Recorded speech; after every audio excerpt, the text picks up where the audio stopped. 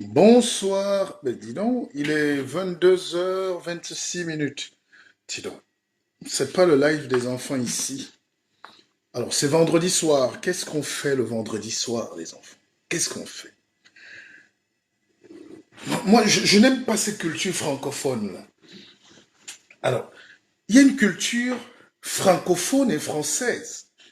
Mais Dieu seul sait que j'aime ce pays. Moi, je me cache pas. Par sa culture, par sa grandeur, par sa force. Mais il y a quelque chose avec l'espace francophone, c'est qu'on tue. On tue le. On tue Pourquoi quand on est dans l'espace francophone, on accepte l'esclavage? On accepte d'être petit. On accepte d'être pauvre. Un type, quand vous êtes aux États-Unis, la mentalité change. Même la manière de faire les lives. Hello guy, how you doing? Now gonna make a great show. Eh ouais, tout ça là, c'est beau. Et l'américain ne se justifie pas.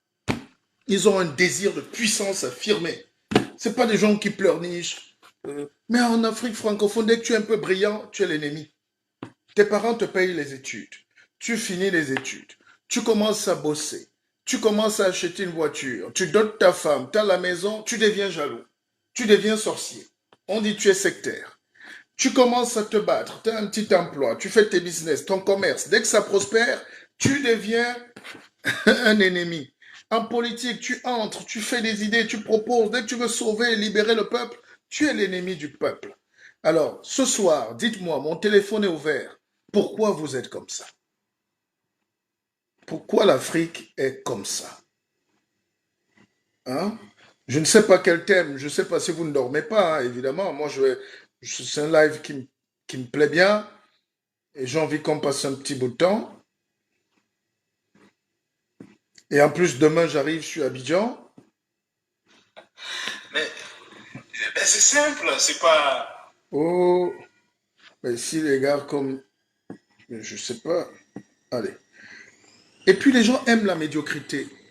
Ils aiment les petits directs. Ils aiment les directs où on dit rien. Il faut peut-être respecter, je sais pas. Il faut peut-être laisser le monde aux médiocres. Tout pousse à croire que le monde doit appartenir aux médiocres. N'est-ce pas? Alors, il y a un thème, je dois changer le thème de ce live parce que c'est pas le leadership qui manque. Hmm. Connectez-vous, hein. J'ai envie de causer avec vous, j'ai envie de comprendre ce qui ne va pas. Afrique, le leadership politique en panne. Voilà, on va corriger le thème. Afrique, le leadership politique en panne. Pourquoi l'Afrique, pourquoi l'Afrique ne se développe pas? Pourquoi l'Afrique ne, pourquoi l'Afrique est la remorque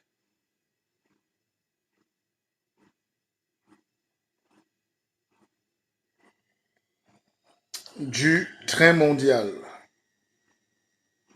Mais voilà, ça c'est des petits thèmes pour les étudiants, les élèves et tout ça, pour les gens qui veulent argumenter et réfléchir. Donc mon numéro de téléphone est là et je précise quand même que le guide PP sera demain à Abidjan pour le Akeva Business Conference Dîner. Oh là là, mais qu'est-ce qu'il fait de vacarme là? Ce mercredi, oh là là, c'est horrible ça. Ce mercredi 09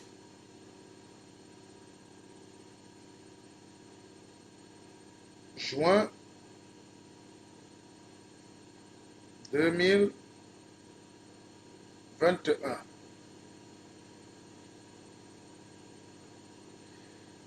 Voilà. Bonsoir à vous tous, bonsoir à Brenda, bonsoir, bonsoir à vous tous qui êtes connectés.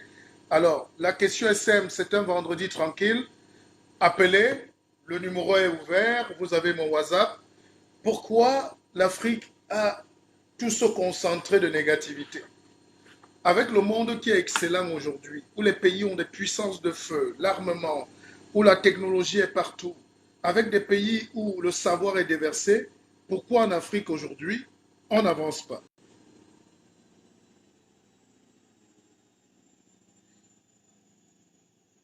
But there are very many Amazon. Non. Pourquoi partout en Afrique, nous sommes... pourquoi il y a une détresse psychologique? Qu'est-ce qui a été cassé dans nos têtes? Alors, c'est des questions qui ne vont pas finir, mais il faut qu'on se parle. Bonsoir à toi Chantal, bonsoir, bonsoir à vous tous. Et surtout à toi Chantal, je sais que tu es au Cameroun et je te redis bonsoir. Et avec beaucoup de sympathie évidemment. Donc, ces temps-ci, c'est propice pour nous poser des petites questions. Pourquoi ça ne marche pas? Pourquoi? Moi, je crois à l'Afrique. Vous savez, la démographie, c'est le moteur de l'économie. Alors, regardez seulement ce qu'on a raconté aux Africains. Et l'Afrique est le continent où tu mets un clochard ici en soutane, tu lui donnes un livre bizarre, il arrête de tendre les mains et les gens commencent à... Ça s'est passé au Kenya il n'y a pas un an. On a pris un clochard pour Jésus-Christ, qui venait de Londres. Donc, on nous a fait subir les plans d'ajustement structurel, les programmes de démographie, la natalité. Quand les Sarkozy font les réunions, ils sont morts, ils sont malades dans la tête. Ils ont peur de la peau. Ils savent que l'Afrique, c'est comme si l'Afrique, c'est des rats palmistes qui vont envahir l'humanité. Un champ de maïs. La Chine est passée de la règle d'un enfant unique à 2 et de 2 à 3. Parce que l'armée chinoise n'arrive plus à recruter. La démographie chinoise va chuter de la moitié. Chacun a fait un enfant en Chine et les enfants, cette politique-là, les enfants ont déjà 50 ans. Et la Chine comprend que si elle continue de suivre ce que la Banque mondiale lui dit, c'est-à-dire limiter l'enfant, elle ne sera qu'un petit village. Alors, comment vous pouvez expliquer que des pays comme la Centrafrique ou le Centrafrique, 650 000 km², donc 700, presque 1 million de km², ils sont 5 millions. La Suisse est comme Abidjan, ils sont 8 millions. Le Cameroun, 475 000 km², à peine ils sont 25 millions. Donc vous comprenez qu'on a menti à ces gens-là. Le Congo n'est pas peuplé. Le Congo a à peine 200 millions d'habitants. Pourtant, le Congo, c'est un continent, c'est un sous-continent, le Congo. Il faut la démographie. C'est les hommes qui font la richesse. Je sais que ce n'est pas les discours que vous aimez. Hein? Les gens ne veulent plus réfléchir, les gens veulent aller casser. C'est le contexte. Et on va vous accompagner, mais pas pour casser. Il faut réfléchir. C'est la réflexion qui apporte des idées. C'est la réflexion qui nous donne l'envie d'avancer. Et je serai à Abidjan parce qu'on a des choses à apporter aussi à cette jeunesse. Alors, la question de Brenda ici. Moi, je pense que l'Afrique ne se développe pas parce qu'elle est restée figée dans les mythes et la religion. Bon, c'est pas faux. J'aimerais quand même que tu nous expliques ça toi-même. Alors, pourquoi l'Afrique ne se développe pas? On fait le bavardage. Aujourd'hui, nous tous, on a la connexion, on a l'Internet, on a tout, mais on est pauvres. Les gens ne mangent pas. Les gens ont les mêmes problèmes. On se plaint des mêmes dirigeants. Il faut qu'on se batte, qu'on change un peu ça. Et comment on peut se battre? Comment on peut se développer? Comment vous pouvez vous développer?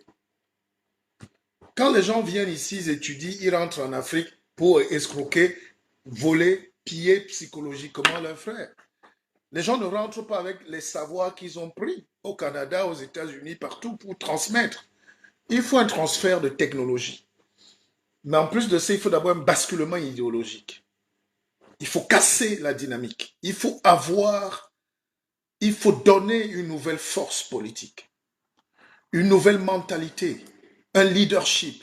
Et c'est pour ça que je fais ce direct ce soir. Là où on danse, ils sont 2000 connectés. Parce qu'il n'y a pas de leadership là-bas. Il n'y a pas de leadership quand il faut danser.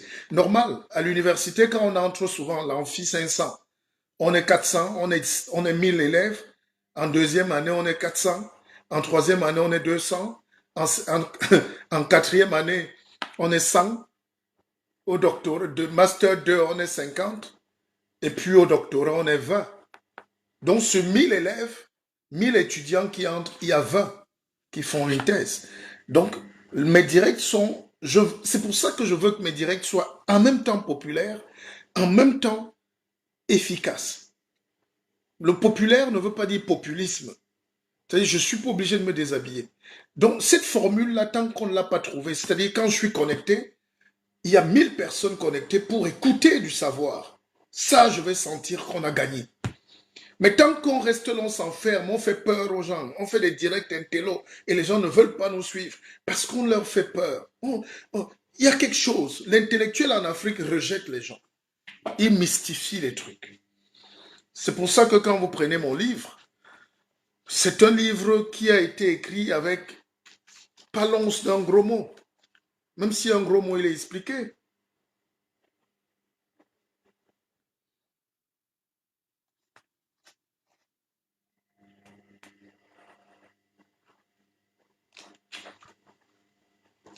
L'équilibre du monde, c'est justement la gestion intelligente de la Terre et des êtres qui la peuplent pour aboutir à un partage équitable des richesses à l'échelle de la planète, mais aussi à l'échelle des nations.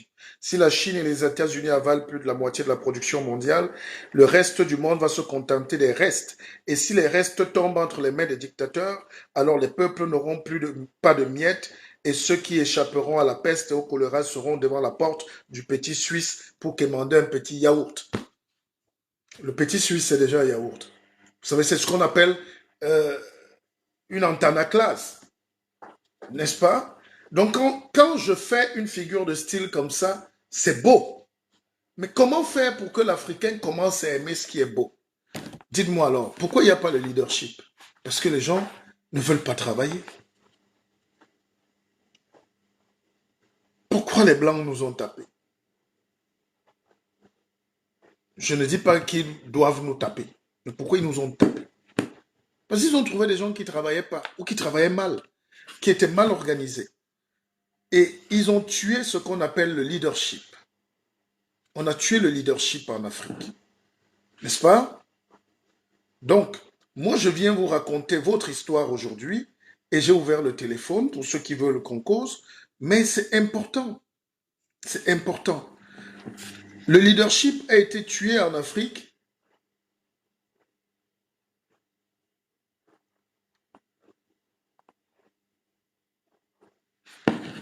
parce qu'il fallait détruire tous les talents.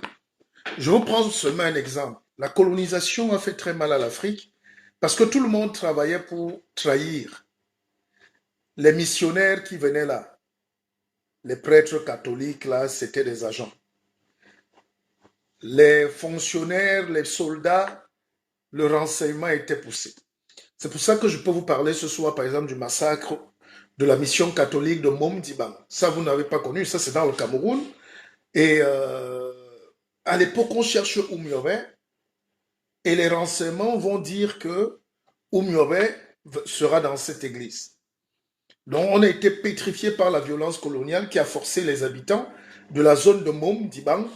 Nous sommes dans le Nyong-Ekele, pratiquement, entre la Sanaga maritime et le Nyong-Ekele, pour ceux qui sont camerounais. Et nous sommes en décembre 1957. Oumyobé entreprend donc sa tournée dans la Grande Sanaga. Il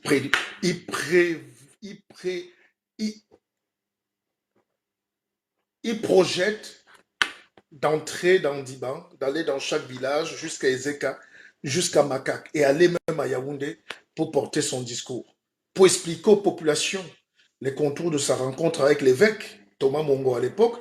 C'est-à-dire, à l'époque déjà, nous sommes en 57, le Cameroun a déjà des évêques. Jean Zoua était le premier évêque noir d'Afrique. Donc il faut le savoir, ça. C'est votre histoire. Donc, on avait déjà des gens développés, mais l'évêque Thomas Mongo, je vous ai dit le rôle des missionnaires. des prêtres.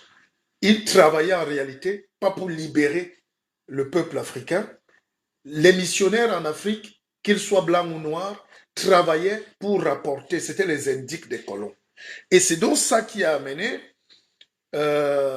c'était qui Pierre Mesmer, qui a décidé donc de prendre, de faire un guet-apens à Dibang, à Mom Dibang, à la venue de Oumyobé, parce qu'il voulait le tuer. Alors, je ne dis pas que ça s'est exactement passé comme ça, mais Thomas Mongo, l'évêque, a porté la nouvelle aux colons pour leur dire Oumyobé va venir là. Oumyobé va venir. Et c'est tragique. C'est tragique. C'est tragique. Donc, Oumyobé, donc, qui confirme sa présence. Et Oumyobé est malin. Oumyobé envoie son commandant en chef, qui s'appelait Lihangli Basok. Lihangli Basok de Bissok. Et Clément Yourier, qu'on appelait Toué. Et c'était ces deux grands maîtres. Mais c'était ces généraux. Il les envoie en éclaireur pour sentir, parce qu'ils ne sentaient pas le truc. Alors, je vous parle de 27 décembre. Nous sommes à la fin de l'année. Nous sommes en 57, 3 ans avant l'indépendance du Cameroun. Et vous avez donc un type comme Oumyobé qui avait de l'intuition. Je vais revenir sur le leadership africain, mais je voulais vous démontrer ce que c'est que le leadership. Alors, Oumyobé arrive, et il s'arrête à quelques mètres, il rentre. Une pluie énorme déclenche et il rentre. Retrouver sa femme. Sa femme est en train d'accoucher. Et son fils s'appelle, aujourd'hui encore, il est vivant, Daniel Oumyobé, le leader. Donc, Oum est en train d'aller à Momdibang, dans cette paroisse-là, pour rencontrer Thomas Mongo, pour rencontrer aussi les populations, pour leur expliquer pourquoi il faut être indépendant. Mais il envoie ces deux généraux et il a un pressentiment à quelques mètres. Et il se dit non, c'est pas bon, il va rentrer. Il y a un truc, la pluie déclenche. Et vous savez, en Afrique, dans ces époques-là, on fonctionnait beaucoup avec la communication intuitive. Il n'y avait pas de WhatsApp, il n'y avait pas de téléphone, de tout ça. Mais les gens sentaient la forêt, ils sentaient les esprits. Jusqu'aujourd'hui en Afrique, c'est ça qu'on appelle les superstitions, mais en réalité, c'était un pouvoir divinatoire. Nos grands-parents, quand ils voulaient entrer en forêt, ils se cognaient parfois l'orteil, ils disent qu'ils n'entrent pas. Il y a un chant d'oiseau typique qui annonce le malheur. Le gars n'entre plus chasser. Il y a tel phénomène naturel, parce que c'est la concordance de toutes ces choses depuis des millénaires qui ont donné une science intuitive. Et on bascule là dans la physique quantique. N'est-ce pas? L'Africain est le maître de la physique quantique. C'est ce que je vais aller expliquer à mes frères ivoiriens. Donc, Oumyobé, dès que la pluie déclenche en trombe, il sent que ce n'est pas un bon présage. Il y a un signal qui l'appelle. Il retourne trouver sa compagne et dès qu'il entre, l'enfant tombe entre ses mains. Daniel Oumyobé. Salut à toi, Daniel. Et c'était ça. Et le fait que Oumyobé ne soit pas parti, l'armée française avait déjà encerclé la cathédrale de Momdibang et elle a pulvérisé les gens en pleine messe. C'est-à-dire, quand le colon voulait te frapper, il ne réfléchissait plus. Donc je dis à mes frères africains, la moralité c'est qu'il n'y a pas de bon colon. Le colon est un colon. Et il y a eu plus de 70 morts. À cette époque, l'église est surchargée. Il y a plus de 70 morts et plus de 150 blessés.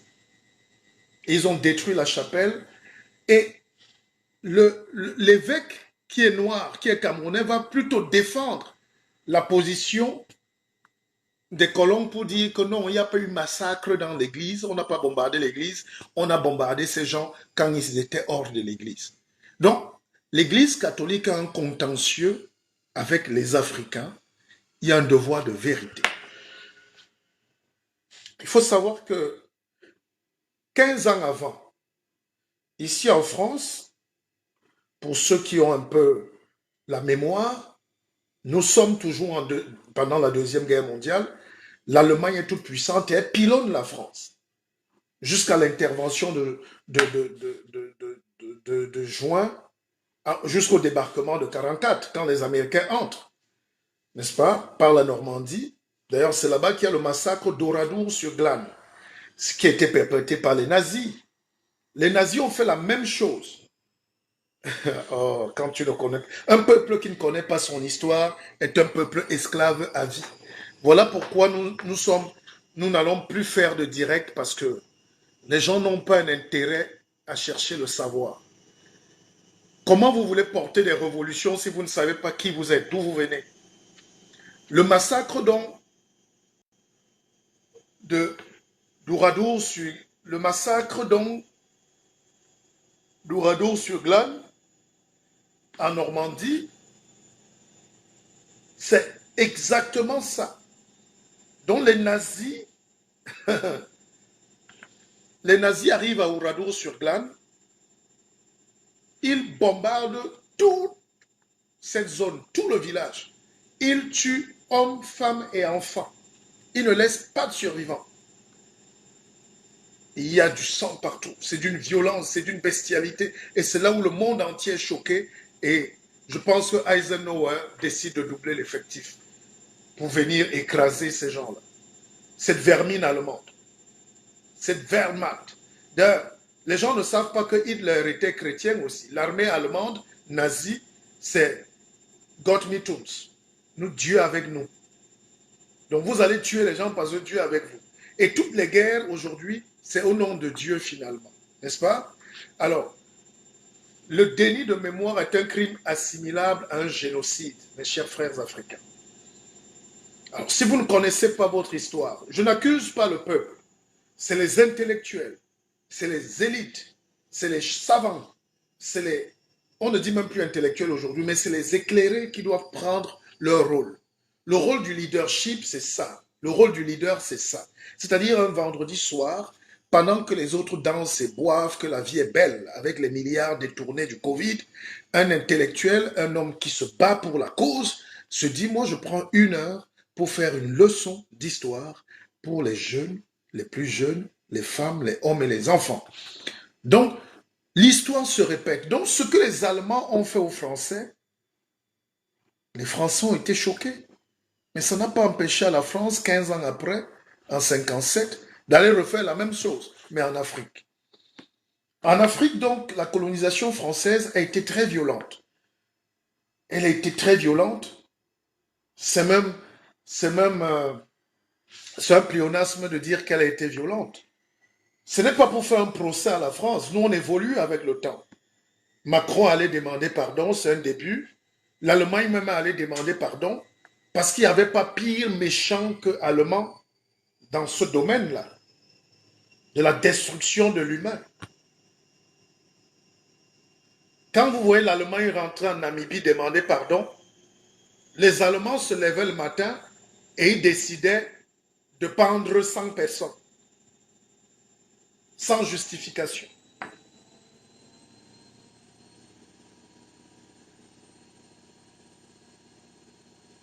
Donc, ces massacres-là doivent nous amener, pas à pleurer, pas à se considérer comme des victimes, mais à comprendre que la vie est un combat qui ne s'arrête pas. Il n'y a pas d'ennemi permanent, il n'y a pas d'allié permanent. La France se fait massacrer par les Allemands. Elle appelle les Africains, venez à mon secours. Ces Africains qui oublient eux-mêmes de se libérer eux-mêmes, mais ils veulent aller libérer les autres.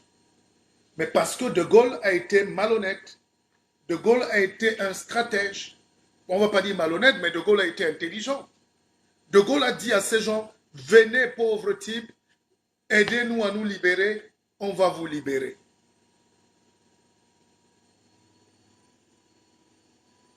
Notre libération passe par vous. Oh, j'ai jamais été embêté dans un direct comme ça. Excusez-moi, j'ai fait tourner une machine.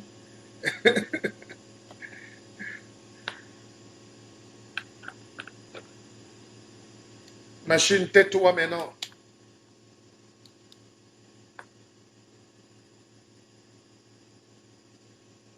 Soutenez alors le pépé parce que la machine m'a gagné. Donc, il faut rappeler aux générations à venir qu'il n'y a pas de paix définitive. Il n'y a pas de guerre définitive. Il n'y a pas un combat qu'on ne gagne pas.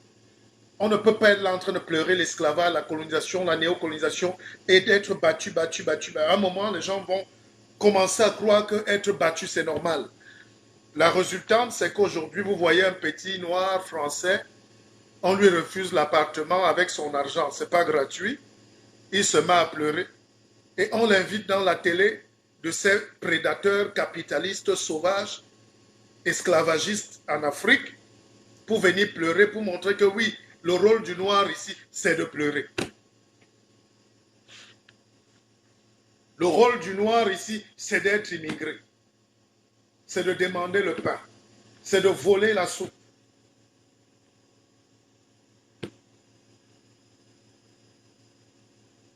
Nous nous battons pour un humanisme égalitaire. Nous nous battons pour que surtout l'homme noir qui est au fond du trou sache qu'il n'est pas venu être l'essuie-pied des autres. Ça s'appelle le combat pour la dignité. Et ce combat pour la dignité-là ne peut pas être appliqué parce que nous ne nous appliquons pas les mêmes méthodes de développement chez nous. C'est encore en Afrique que les dictatures sont les plus bêtes, les plus sauvages, les plus villageois, les plus durs. Les dictateurs vont manger chez le pape, mais viennent tuer leur population. Les dictateurs veulent être reçus à Paris, mais continuent de priver la population de l'eau, de la lumière, de l'éducation. Et les gens là-bas commencent à croire que c'est normal de rester sans éducation, sans eau, sans nourriture, sans repas, sans rien, sans éducation. Et c'est ça, ma défaite.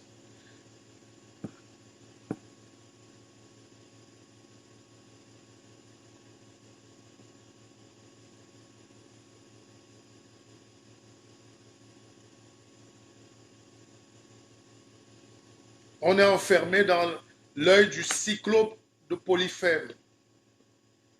Nous sommes encore dans une bataille de la reconnaissance de nous-mêmes.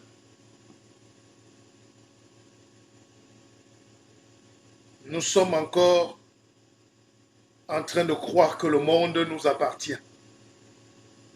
Nous sommes encore en train de croire qu'il y a un monde qui est le jardin d'Éden.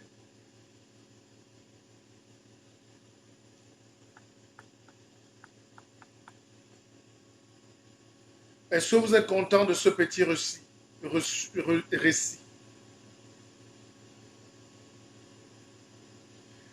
Alors, Martine, je prends des interventions.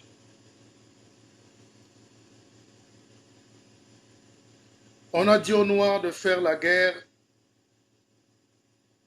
aux francs-maçons et aux rose-croix africains, alors qu'en réalité, c'est eux qui ne savent pas ce qui se passe, donc c'est une mauvaise idée. Je ne sais pas de quoi tu parles, Martine. Faut pas faire la guerre aux francs-maçons. C'est des gens bien. Je n'ai pas dit à la jeunesse africaine de s'y engouffrer. Je n'ai pas dit de combattre les réseaux chrétiens. Il ne faut pas combattre ce que vous ne connaissez pas. Quand vous ne connaissez pas, vous passez. Alors, on nous leur dit, il y a quelques années, lorsqu'on nous demandait de citer un leader, on donnait souvent les noms politiques comme les Mandela, les Churchill, les Gandhi ou Luther King, ou encore des femmes emblématiques comme Simone Veil, Mère Teresa. Aujourd'hui, on cite surtout les noms des grands chefs d'entreprise, des PDG des groupes internationaux qui ont un parcours exceptionnel. Je pense à Jacques Vell, Elon Musk, Zuckerberg et le plus jeune d'entre eux qui incarne une véritable réussite.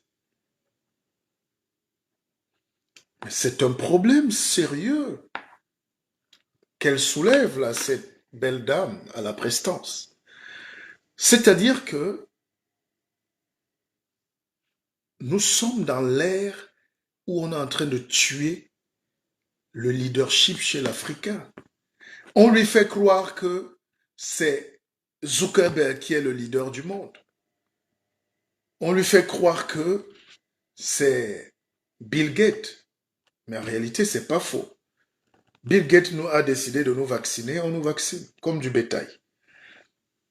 Bill Gates a décidé de financer les laboratoires, on nous vaccine. Zuckerberg décide d'augmenter la 5G, allez, on suit. Zuckerberg, aujourd'hui, même avec ta propre musique, tu es musicien, tu mets ta musique sur YouTube, tu veux l'écouter, on dit de payer. Et tu payes, lui, ne te paye pas. Donc, effectivement, il y a une prédation internationale sur une super caporalisation des économies. Voilà ce que le guide va expliquer à mes frères en Côte d'Ivoire. Mais en réalité, le leadership reste politique. Parce que l'économie ne peut pas être déçue du politique.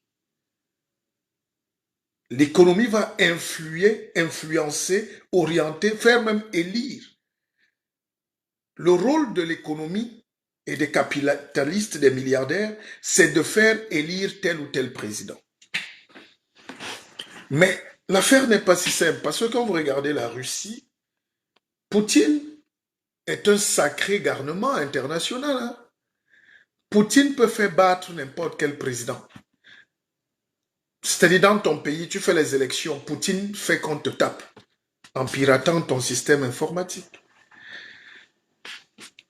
Il a fait ça, c'est Poutine qui a fait gagner Donald Trump, parce qu'ils partageaient les mêmes valeurs.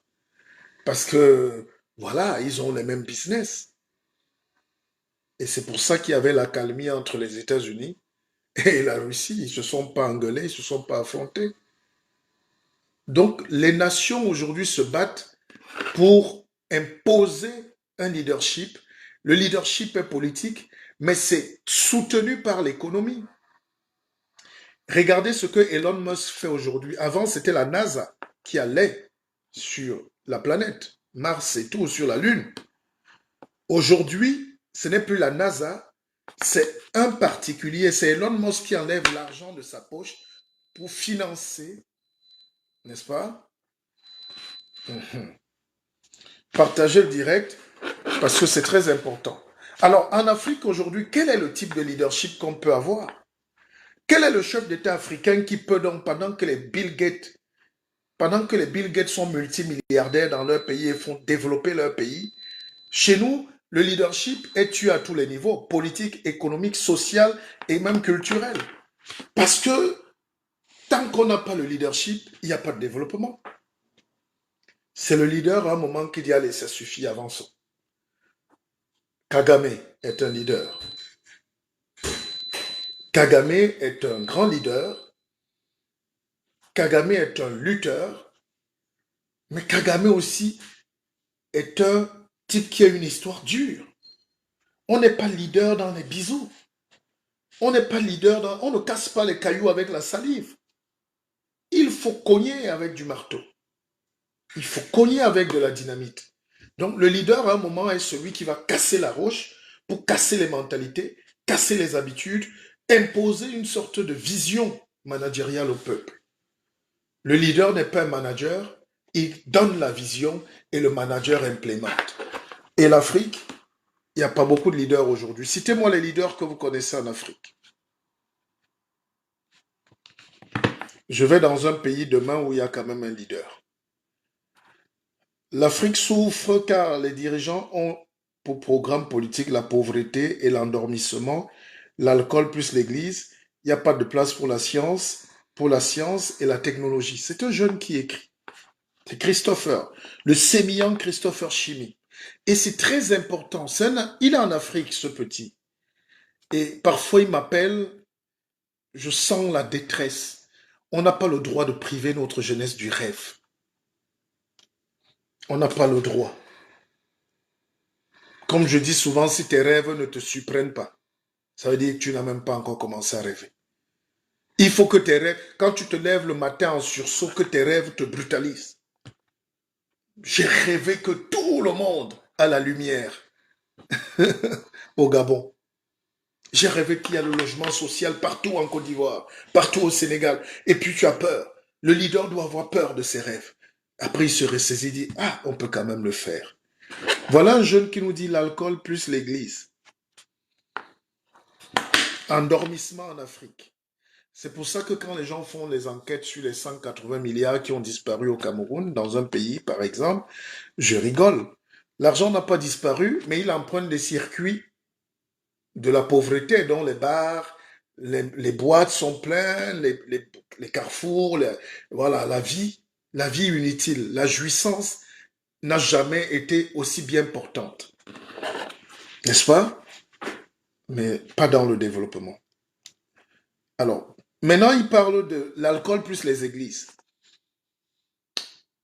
Le problème est délicat en Afrique parce que tu ne sais jamais qui tu vas heurter. En Afrique, on évite de heurter les gens. On évite de parler, on évite de dire. On ne dit pas la vérité en Afrique. L'Europe s'est développée avec une seule règle, c'est la vérité. La vérité fondamentale qui fait la science. La science ne ment pas. La science ne ment pas. Elle n'est pas aboutie, mais le langage de Dieu, c'est la science. Parce que Dieu vous donne l'intelligence de comprendre les phénomènes. Dieu vous donne des codes pour comprendre le monde. Alors, Dieu est présent là où il vous a donné l'intelligence de vous faciliter la vie. Dieu ne peut pas être présent là où on adore ces gens, ces créations ou ces créatures. Or, c'est justement ça le rôle de l'Église. L'Église a été créée à une époque, pas forcément en Afrique, mais l'Église a été conçue pour que les rois ne soient pas embêtés par la population, qui parfois, au lieu de s'occuper de la pauvre misère de patates ici, veut commencer à guetter ce que le roi a mangé. Donc, pour ne pas arriver là-bas, on vous dit attendez votre tour. Travaillez jusqu'à la mort, parce que c'est quand vous êtes mort que vous avez droit au repos et Dieu va vous attendre au paradis. Laissez-nous vivre sur terre. Et les gens ont commencé à réfléchir pour dire, mais arrêtez ces conneries-là. C'est le courage des Occidentaux à un moment, c'est de se dire, mais pourquoi vous allez nous raconter des conneries, on n'est pas vos enfants. Pourquoi le roi, lui, veut vivre bien sur terre et nous, on doit vivre mal pour mourir et être bien? Tout le monde a le droit de bien vivre. Donc c'est comme ça que les premières révolutions, les schismes, ont commencé déjà dans l'Église catholique et puis les protestants sont partis. Jean Calvin, vous connaissez la suite, je ne suis pas là pour faire... Voilà. Donc, mais en Afrique, c'est le même mobile. En Afrique, ils ont remis le même système qui avait échoué en Europe, qui était dépassé. N'est-ce pas? Mais ils ont compris que l'Africain, comme il ne veut pas trop fouiller, il va tomber dans la facilité. Et la facilité, c'était ce petit livre-là qui est venu, qui n'est pas mauvais en soi, parce qu'il y a des enseignements, il y a des épîtres, il y a des bons textes, il y a des bons psaumes. Mais ça, c'est pas ça qui est important. C'est l'utilisation de cet outil pour casser la dynamique de dignité humaine chez l'autre. On commence à te déshumaniser. On commence à te raconter des bobards. Je dis bien des bobards, que même un enfant du coup moins 1 aujourd'hui ne peut pas accepter. Vous n'allez pas aller dire à un enfant aujourd'hui, donne-moi ton bout de pain à la récréation parce que Dieu a dit. Et le gars va te dire, mais pourquoi? Alors, cette question-là de pourquoi, on nous a empêchés de nous dire pourquoi. Alors, aujourd'hui, vous savez donc qu'il y a 5 questions qu'il faut toujours se poser. Si vous voulez être bien dans votre vie, vous avez 5 petites questions. Où, quand, comment, pourquoi, qui? 5 questions.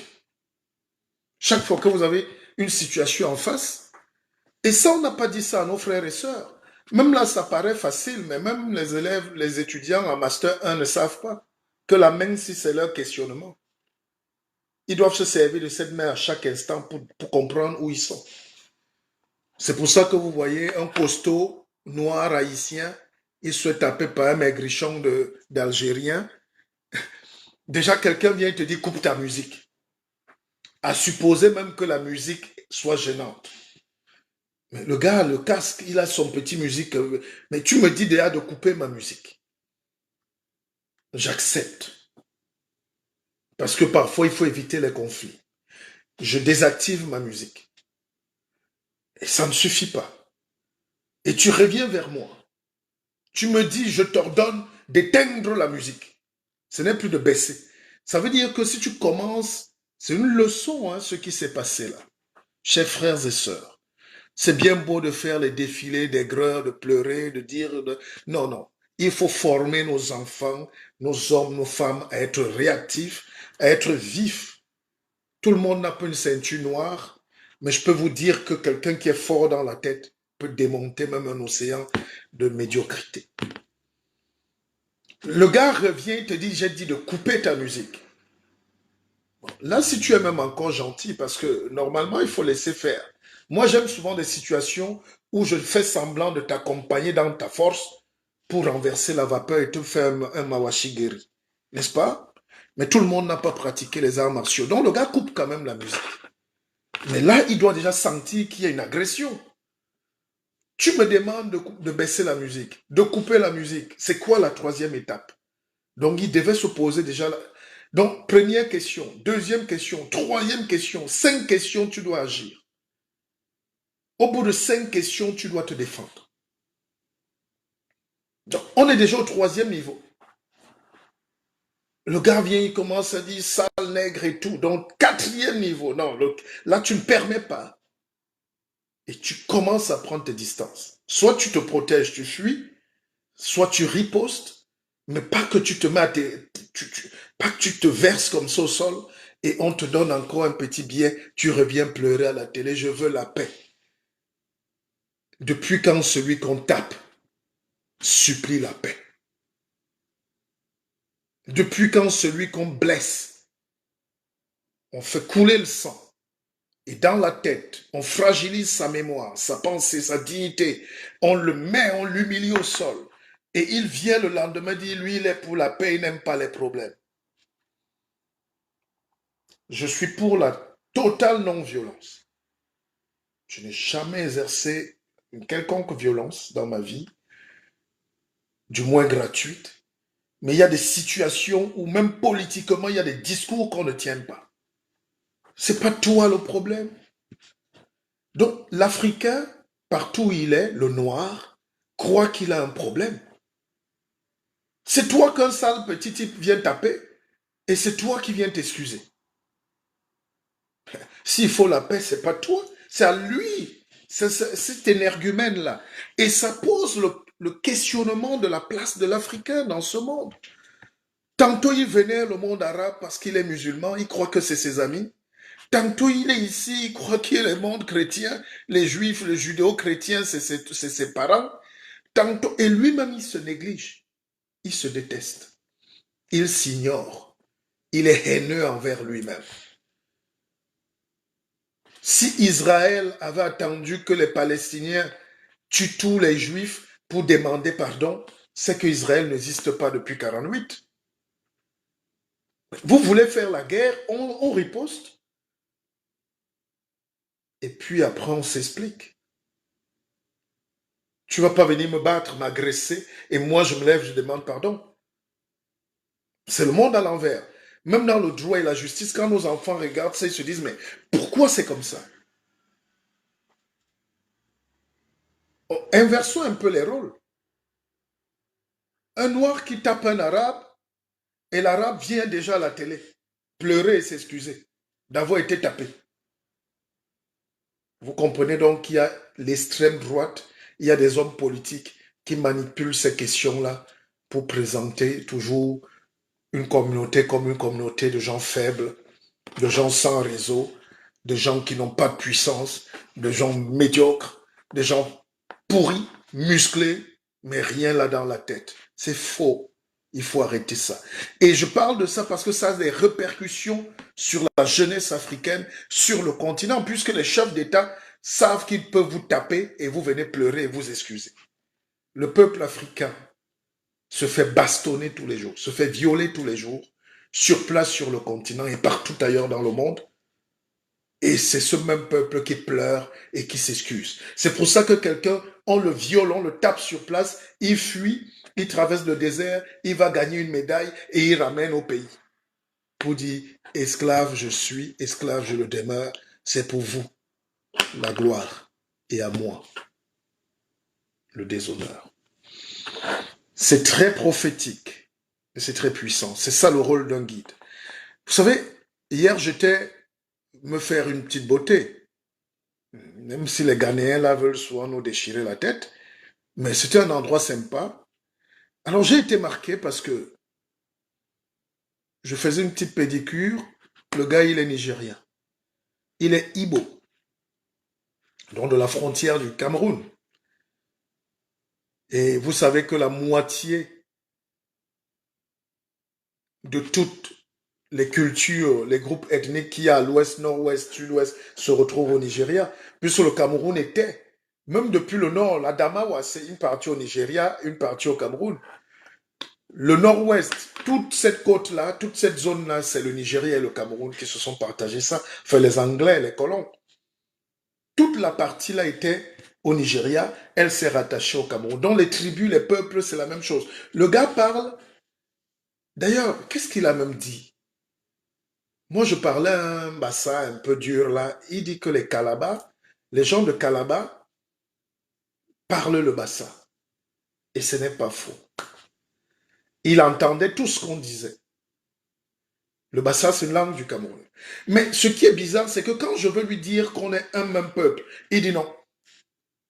Il dit non, lui, il est nigérien, il veut pas, il n'est pas camerounais. Je dis, mais c'est incroyable. Et en face, l'autre, son collègue était ghanéen. Et le ghanéen s'appelle Kwame. Je dis à Kwame que, mais toi, tu fais partie de la grande famille Ashanti. Il dit, yes. Je dis, mais tu es aussi un peu ivoirien. Tes frères sont de l'autre côté du fleuve. La reine Ablapoku. Toute la lagune est brillée, le peuple Akan. Les Baoulés, tout ça, les Agnis, les Ébriés. Hein? Tout ça, c'est le Ghana. Il dit non, mais lui, il est ghanéen. Je dis, c'est pas possible. Mais comment? Et ça ne s'arrête pas là. Ça se passe en moins de 10 minutes. Hein. Et puis dans la salle, il y a un couple qui arrive. Et ils sont sympas.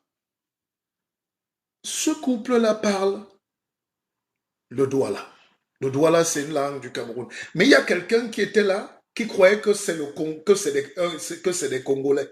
Mais c'est-à-dire, j'aurais dû filmer. Voilà des scènes qu'il faut écrire pour montrer que le panafricanisme est impossible en Afrique. Tant que les gens ne s'acceptent pas, ne dépassent pas la barrière coloniale. Donc, il y avait une personne à côté de moi qui pensait que le couple qui parlait en Douala était un couple congolais. N'est-ce pas? Non, c'était du Douala. Et maintenant, quand ils veulent partir, ils me reconnaissent en échange. Et le monsieur, lui, me parle quand même en échange en bassa et tout. Je comprends qu'il est camerounais. Et mais je dis, mais t'es bassa? Il dit non. Lui, il est Yabassi. Je dis, c'est pas possible.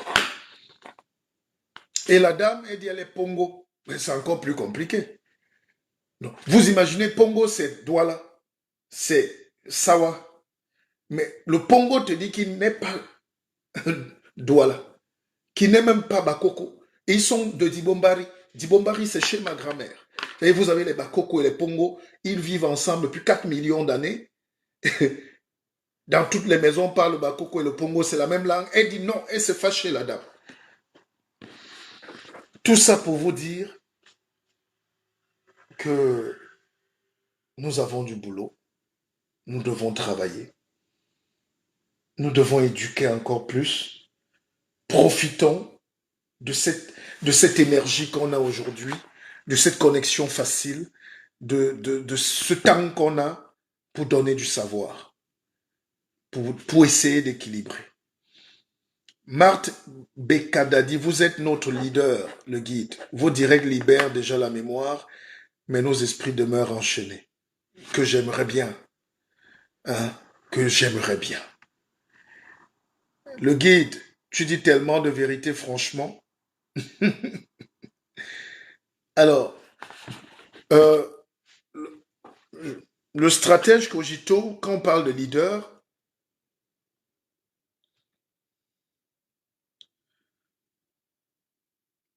mais il est en train de me citer Laurent Gbagbo. Je dis oui.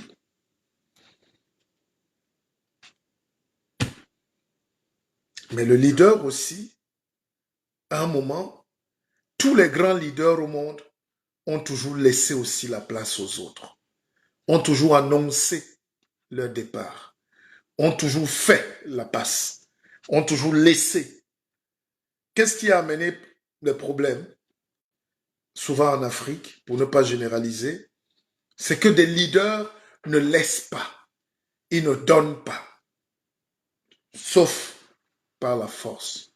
Et la force est souvent commandée par plus fort que nous. Le leader, c'est Fidel Castro, qui est en train de mourir, sentant ses forces le lâcher, appelle Raúl Castro, pas parce qu'il est son frère, mais parce qu'il est dans la lutte avec lui depuis 60 ans.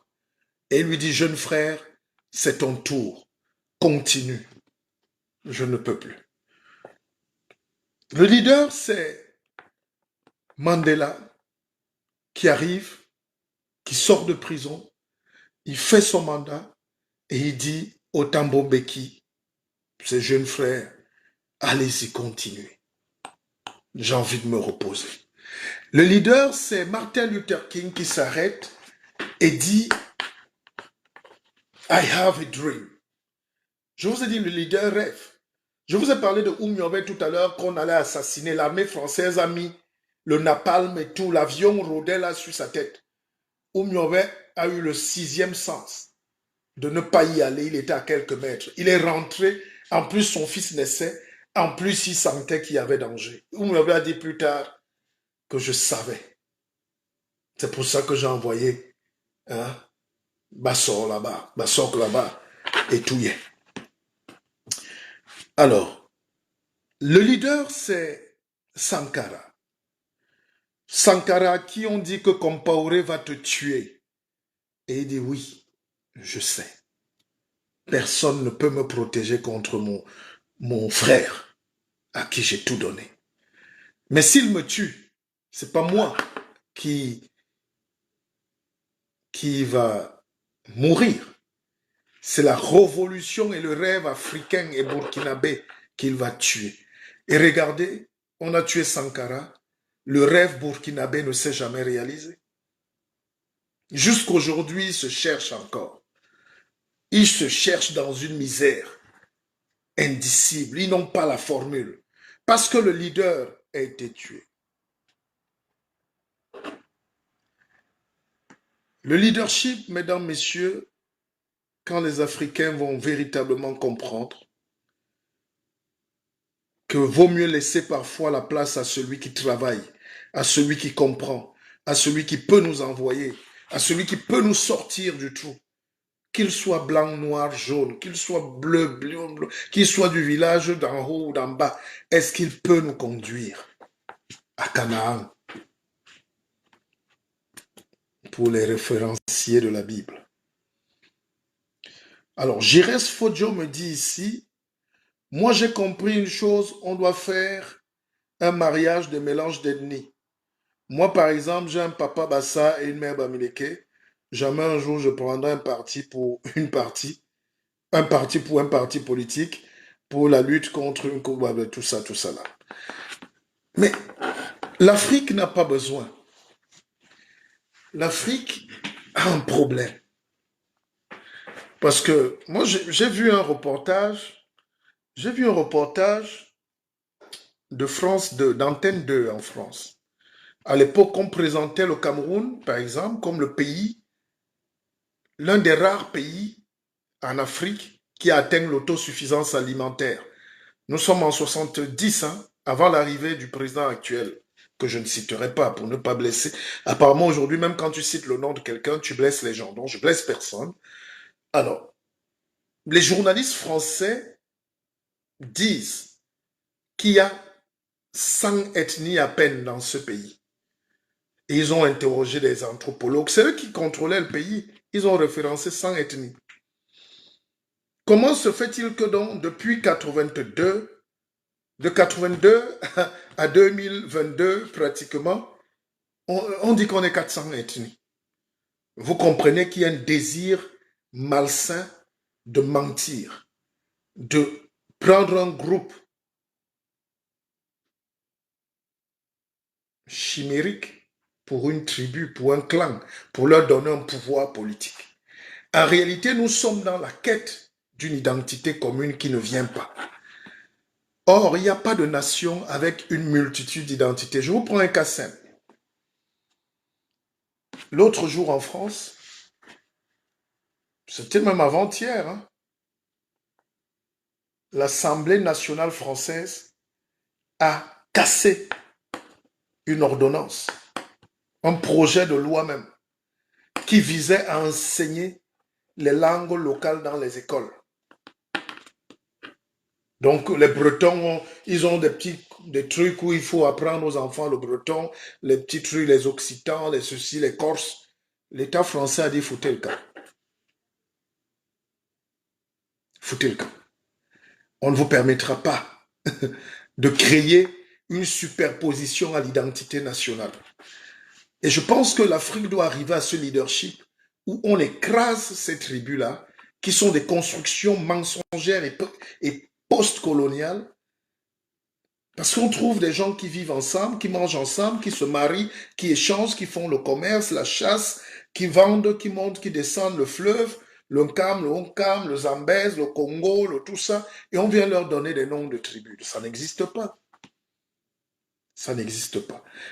Et quand vous allez dans le fond, vous voyez que toutes les langues en Afrique ont le même fond. Il y a toujours une tribu intermédiaire entre deux tribus séparées et opposées. J'étais curieux quand même de savoir que quand un Congolais te dit le noir, et il dit Miyindo, Yindo, donc le noir, Yindo, Bayindo, Miyindo, donc les noirs. Le Swahili, c'est pareil. Vous imaginez des gens qu'on dit ne pas avoir un seul filon ensemble. Ils disent les mêmes mots ensemble. Un jour, j'ai dit à mon jeune frère, je discutais avec un jeune frère, je sais pas, je lui dis, mais écoute, parlant par exemple du Cameroun, les Bakoko sont l'impôt, c'est eux qui ont tout droit là, le littoral que vous voyez là. Ils ont tout le Mongo, de Melon jusqu'à Dibombari. Et quand un Bakoko te dit viens, il dit sors. On dit quoi à l'ouest? Sors. Si, Nkonsi.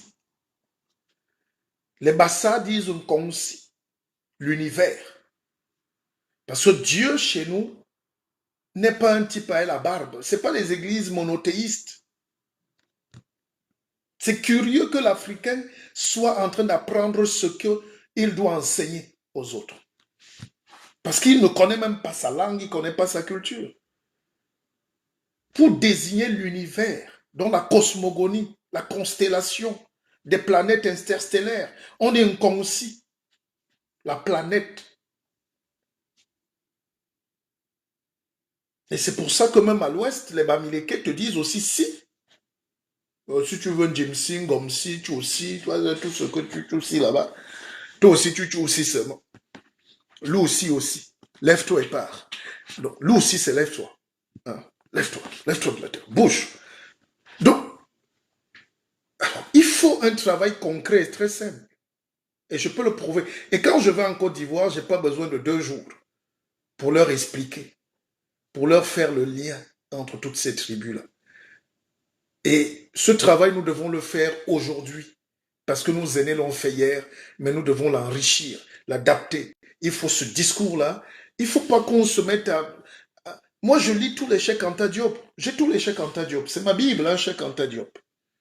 Mais à un moment, il faut qu'on réactualise nos savoirs. On se réquestionne. Pourquoi on en est là? Pourquoi on n'avance pas? C'est pour ça qu'il faut réécrire l'histoire. L'histoire se réécrit tous les jours. Oh,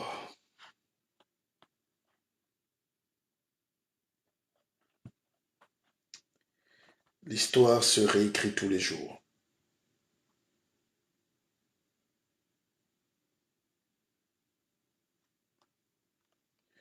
L'histoire se réécrit tous les jours. Mais est-ce que l'Afrique est prête? L'équilibre du monde, c'est justement la gestion intelligente de la Terre.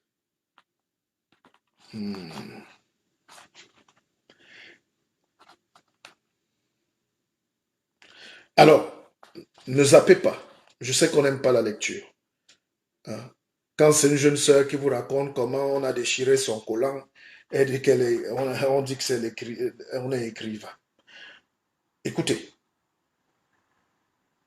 comme les vues ont baissé, j'arrête aussi.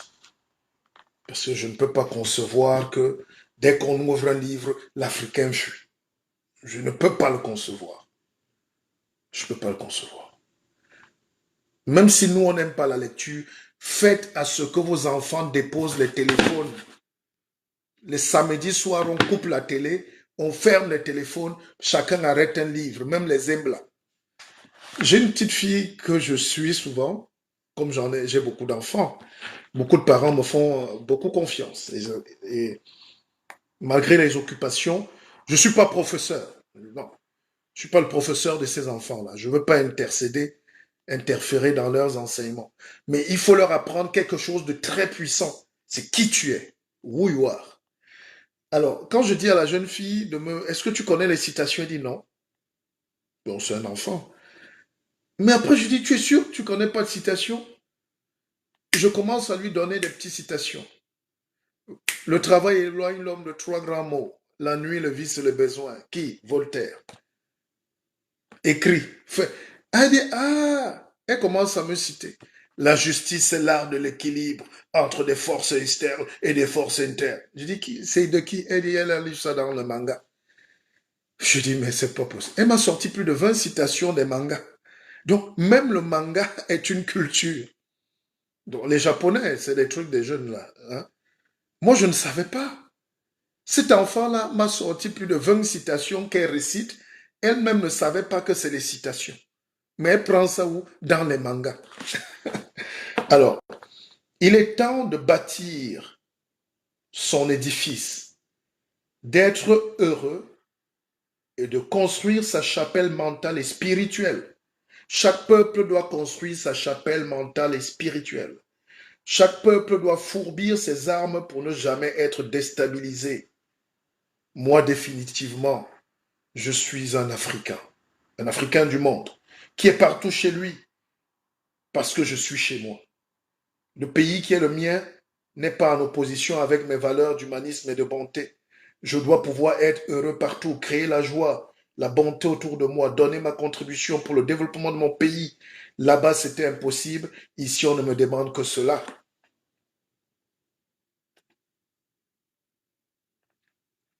L'Église. Bon, mes chers frères et sœurs, je vais vous laisser. Vous savez que j'ai un vol demain. En Afrique, quand tu veux voyager, on dit non, n'annonce pas ton retour. L'avion peut cracher. Ne dis pas quand tu rentres. Donc, on est en train de se cacher.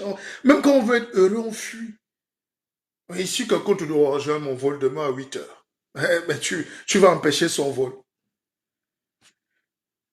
Donc, merci d'avoir été là. Merci d'avoir suivi cette petite conférence. Et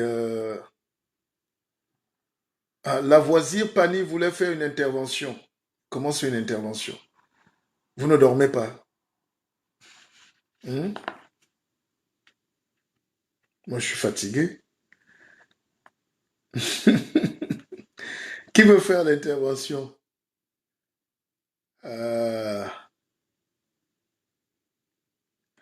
Mais écoutez, on va se dire de bonne grâce. Je suis à Abidjan dès demain soir. Je serai à l'hôtel Pullman. Et mercredi, je vais rencontrer la presse nationale et internationale dans ce pays. Je vais rencontrer les millions les millions d'Africains qui me suivent à travers les réseaux et je veux rencontrer les centaines d'Ivoiriens, faut être modeste, qui vont venir partager un bout de savoir avec moi. Je vais dédicacer mon dernier livre. Je vais partager aussi les connaissances pointues sur le développement, sur les lois du progrès, sur la capacité spirituelle de la nouvelle Afrique à se lever, à suivre un nouveau leadership, et sur la paix, évidemment. On ne peut rien faire si on n'a pas la paix du cœur. N'est-ce pas? Comment former les gens? Ça s'appelle les lois spirituelles de la vie. Il y en a 7.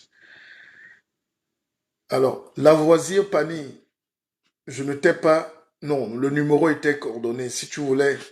De toutes les manières, bonne soirée à vous. Je suis heureux d'avoir passé ce moment. C'est très important d'avoir cette petite audience-là. C'est pas donné. Les lives aujourd'hui ne font plus beaucoup de vues. À ce niveau-là, il faut déjà être très fier, à minuit pratiquement, de partager avec une petite bonne équipe de gens très intelligents et brillants comme vous. Ceux qui veulent les livres, vous les commandez évidemment. Ceux qui veulent se former dans l'académie, vous continuez. N'oubliez pas qu'Akeva Bank, d'ailleurs, je profiterai à Abidjan pour présenter ma banque, notre banque, Akeva Bank, qui est l'idée la plus merveilleuse qui puisse exister. C'est-à-dire mettre en commun les énergies, mais financières d'abord, pour capitaliser sur notre amour, pour dépasser les barrières spirituelles qui nous empêchent d'accéder à la libération de l'homme avec grand H. C'est la finance. Et nous sommes là, nous avons une petite banque qui fait du bien. Et Akeva Academy aussi, l'académie Akeva Industrie ou Akeva Intelligence, chaque jour je change la vie des gens. Peut-être c'est la peau aussi qui nous dérange. Enfin, qui vous dérange, pas moi. Mais si on m'enlevait aussi ça, vous savez que je vous fais du bien. Mais combien disent merci? Donc, ceux qui veulent être formés dans leur chemin personnel, s'ils se questionnent, savoir d'où ils viennent, pourquoi, comment, tout le monde a besoin d'être coaché. Tout le monde a besoin d'être tenu, soutenu et suivi. Je suis là pour vous. C'est le guide Mpepe. Je vous adore. Allez, bonne soirée.